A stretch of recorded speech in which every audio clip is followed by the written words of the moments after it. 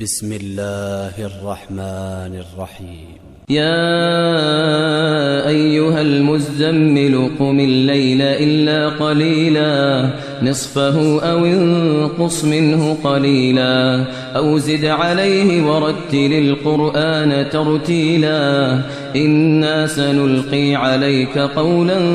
ثقيلا إن ناشئة الليل هي أشد وطئا وأقوم قيلا إن لك في النهار سبحا طويلا واذكر اسم ربك وتبتل إليه تبتيلا واذكر اسم ربك وتبتل إليه تبتيلا رب المشرق والمغرب لا إله إلا هو فاتخذه وكيلا واصبر على ما يقولون واهجرهم هجرا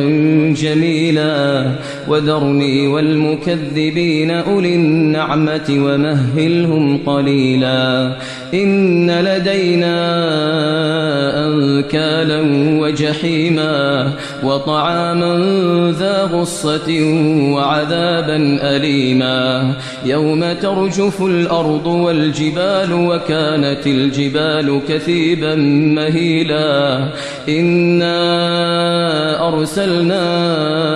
إليكم رسولا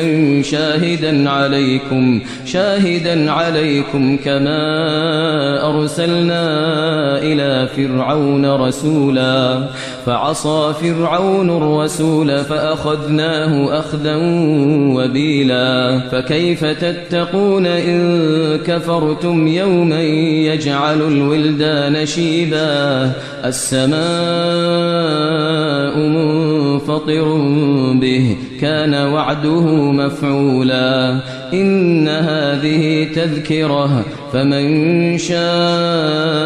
اتخذ إلى ربه سبيلا إن ربك يعلم أنك تقوم أدنى من ثلثي الليل ونصفه وثلثه وطائفة من الذين معك والله يقدر الليل والنهار علم أن لن تحصوه فتاب عليكم فاقرؤوا ما تيسر من القرآن علم أن سيكون منكم مرضى وآخرون يضربون في الأرض يبتغون من فضل الله وآخرون يقاتلون في سبيل الله فاقرؤوا ما تيسر منه وأقيموا الصلاة وآتوا الزكاة وأقرضوا الله قرضا حسنا وما تقدموا لأنفسكم من خير تجدوه عند الله هو خيرا